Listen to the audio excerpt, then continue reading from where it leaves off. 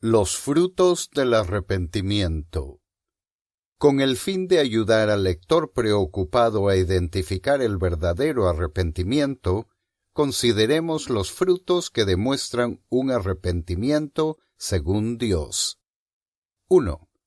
Un aborrecimiento auténtico por el pecado como pecado, no meramente por sus consecuencias. Un aborrecimiento no sólo por este o aquel pecado, sino por todo pecado, y particularmente por la raíz misma, contumacia. Así dice Jehová el Señor: convertíos y volveos de vuestros ídolos, y apartad vuestro rostro de todas vuestras abominaciones. Ezequiel 14:6. El que no aborrece el pecado, lo ama. La demanda de Dios es: y os aborreceréis a vosotros mismos a causa de todos vuestros pecados que cometisteis. Ezequiel 20:43. El que realmente se ha arrepentido puede decir honestamente: he aborrecido todo camino de mentira. Salmos 119:104. El mismo que en el pasado creía que vivir una vida santa era una cosa lúgubre, piensa muy distinto ahora.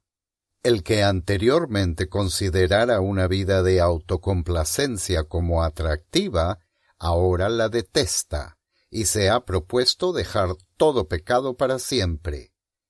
Este es el cambio de manera de pensar que Dios requiere. 2. Un dolor profundo por haber pecado. El arrepentimiento de tantos, que no salva, es principalmente una angustia ocasionada por una aprensión de la ira divina. En cambio, el arrepentimiento evangélico produce un dolor profundo que nace del sentido de haber ofendido a un ser tan infinitamente excelente y glorioso como lo es Dios. El uno es el efecto del temor, el otro del amor. El uno es sólo por poco tiempo, el otro es una práctica habitual para toda la vida. Muchos están llenos de pesar y remordimiento por una vida desaprovechada, pero aún así no tienen un dolor agudo en el corazón por su ingratitud y rebelión contra Dios. En cambio, el alma regenerada se duele hasta el alma por haber hecho caso omiso y haberse opuesto a su gran benefactor y legítimo soberano. Este es el cambio de corazón que Dios requiere. Fuisteis contristados para arrepentimiento, porque habéis sido contristados según Dios, porque la tristeza que es según Dios produce arrepentimiento para salvación. 2 Corintios 7, 9-10. Tal contrición es producida en el corazón por el Espíritu Santo, y tiene a Dios como su objeto. Es dolor por haber despreciado a un Dios tal, por haberse rebelado contra su autoridad y haber sido indiferente hacia su gloria. Es esto lo que causa que lloremos amargamente. Mateo 26:75. El que no se ha entristecido por el pecado siente placer en él. Dios requiere que aflijamos nuestra alma. Levíticos 16:29. Su llamado es: convertíos a mí con todo vuestro corazón, con ayuno y lloro y lamento. Rasgad vuestro corazón y no vuestros vestidos, y convertíos a Jehová vuestro Dios, porque misericordioso es y clemente. Joel 2, 12-13. Sólo esa aflicción por el pecado es auténtica, causando que crucifiquemos la carne con sus pasiones y deseos. Gálatas 5:24. 3. Confesión de pecado. El que encubre sus pecados no prosperará. Proverbios 28:13. Es segunda naturaleza del pecador negar sus pecados, directa o indirectamente, restarles importancia o excusarlos. Eso hicieron Adán y Eva en el principio, pero cuando el Espíritu Santo obra en un alma, sus pecados son expuestos a la luz, y él, a su vez, los reconoce ante Dios. No hay alivio para el corazón quebrantado hasta que lo hace. Mientras callé, se envejecieron mis huesos, en mi gemir todo el día, porque de día y de noche se agravó sobre mí tu mano, se volvió mi verdor en sequedades de verano. Salmos 32, 3, 4. Reconocer francamente y con corazón contrito nuestros pecados es imperativo si hemos de mantener en paz nuestra conciencia. Este es el cambio de actitud que Dios requiere. 4. Dejar definitivamente el pecado. Seguramente no habrá nadie aquí tan aturdido por el láudano de una indiferencia infernal como para imaginar que puede deleitarse en sus lascivias y después usar las vestiduras blancas de los redimidos en el paraíso. Si se imaginan ustedes que pueden ser partícipes de la sangre de Cristo y a la vez beber de la copa de Belial, si se imaginan que pueden ser miembros de Satanás y a la vez miembros de Cristo, tienen menos inteligencia de la que parecen tener.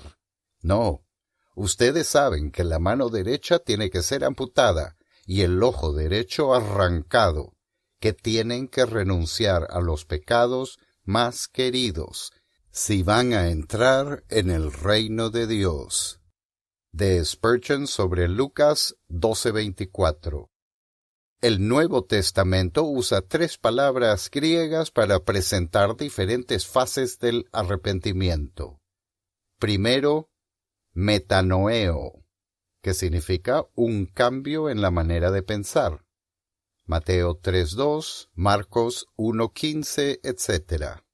Segundo, metanolomai, que significa un cambio en la manera de sentir.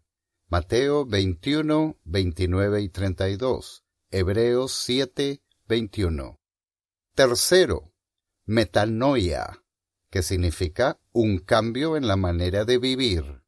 Mateo 3, 8, 9, 13, Hechos 20, 21. Tienen que darse los 3 para que haya un arrepentimiento auténtico. Muchos experimentan un cambio en su manera de pensar, son educados y saben la diferencia entre el bien y el mal, pero siguen desobedeciendo a Dios. Algunos hasta se sienten inquietos o les remuerde la conciencia, pero siguen en pecado. Algunos se reforman, pero no por amor a Dios y aborrecimiento por el pecado. Tienen que darse los 3. El que encubre sus pecados no prosperará, mas el que los confiesa y se aparta alcanzará misericordia. Proverbios 28:13. El que no lo anhela de todo corazón y deja cada vez más sus malos caminos en su diario vivir, no se ha arrepentido. Si yo realmente aborrezco el pecado y me duelo por él, ¿acaso no lo abandonaré? Fíjese cuidadosamente en la frase «en otro tiempo» de Efesios 2:2 y el «éramos» de Tito 3:3. Deje el impío su camino, y el hombre inicuo sus pensamientos, y vuélvase a Jehová, el cual tendrá de él misericordia. Isaías 55:7. Este es el cambio en la manera de vivir que Dios requiere. 5. Acompañado de restitución donde es necesario y posible. Ningún arrepentimiento puede ser auténtico si no va acompañado por una transformación total de la vida. La oración del alma auténticamente arrepentida es: crea en mí, oh Dios, un corazón limpio y renueva un espíritu recto dentro de mí. Salmos 51:10. Y cuando uno realmente anhela estar bien con Dios, anhela estarlo también con sus prójimos. Aquel que en su vida pasada ha agraviado a alguien y ahora no hace todo lo que esté dentro de su alcance para reparar el mal que hizo, por cierto no se ha arrepentido. John G. Paton cuenta cómo después de que cierto sirviente se convirtió, lo primero que hizo fue devolverle a su amo todos los artículos que le había robado. 6. Estos frutos son permanentes. Porque el verdadero arrepentimiento va precedido por una comprensión de la hermosura y excelencia del carácter divino y una aprehensión por lo extremadamente grave del pecado de haber tratado con desprecio a un ser tan infinitamente glorioso. La contrición y el aborrecimiento hacia toda impiedad permanecen. Al ir creciendo en la gracia y en el conocimiento del Señor y de nuestra deuda y responsabilidades para con Él, nuestro arrepentimiento se profundiza, nos juzgamos a nosotros mismos más a fondo y asumimos un lugar cada vez más bajo ante Él. Cuanta más sed tiene el corazón por un andar más íntimo con Dios, más descartaremos todo lo que lo impide. 7. No obstante, el arrepentimiento nunca es perfecto en esta vida. Nuestra fe nunca es tan completa como para llegar al punto en que el corazón ya no es acosado por las dudas, y nuestro arrepentimiento nunca es tan puro como para estar totalmente libre de la dureza del corazón. El arrepentimiento es un acto de por vida.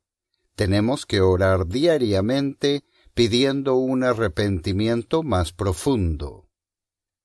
En vista de todo lo dicho, confiamos que ahora le sea muy claro a todo lector imparcial de que aquellos predicadores que repudian el arrepentimiento son, para las almas perdidas, médicos que no valen nada. Los que omiten de su predicación el arrepentimiento están predicando un evangelio diferente.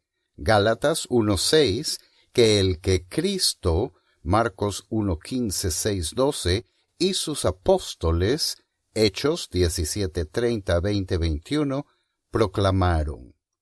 El arrepentimiento es una responsabilidad evangélica, aunque no se puede confiar en ella porque no contribuye nada para salvación.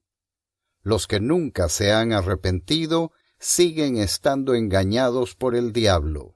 2 Timoteo 2:25-26, y están atesorando para sí ira para el día de ira. Romanos 2:4-5. Si, por lo tanto, los pecadores han de tomar el camino más sabio a fin de ser más aptos para el uso de los medios de gracia, tienen que procurar seguir los designios de Dios y las influencias del Espíritu, y esforzarse por ver y sentir su estado pecaminoso, culpable y perdido.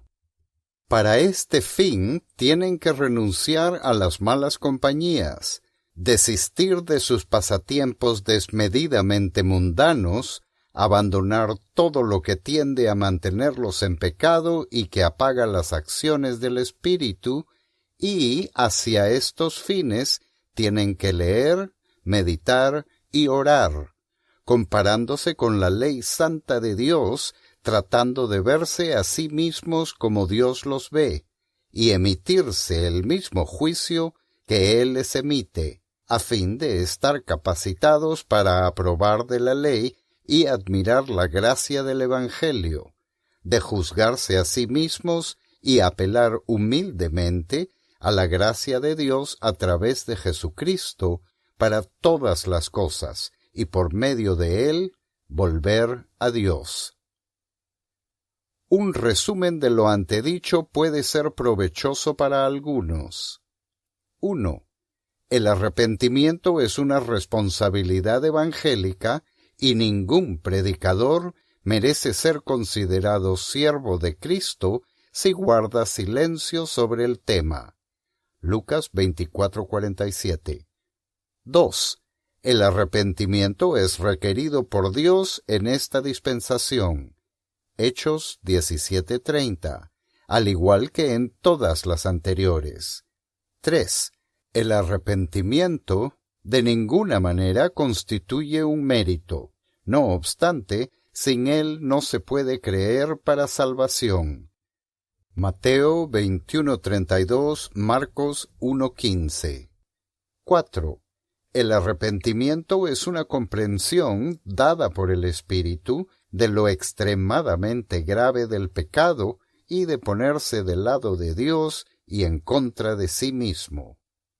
5.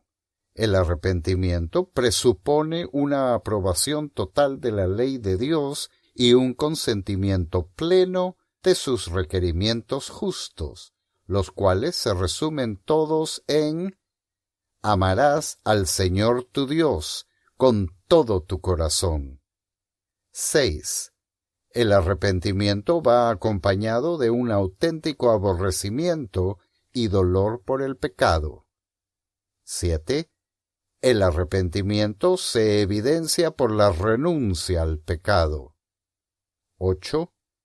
El arrepentimiento se reconoce por su permanencia. Tiene que haber un rechazo continuo del pecado y dolor por él cada vez que uno cae. 9. El arrepentimiento, aunque permanente, nunca es completo ni perfecto en esta vida. 10. El arrepentimiento debe buscarse como un don de Cristo. Hechos 5:31.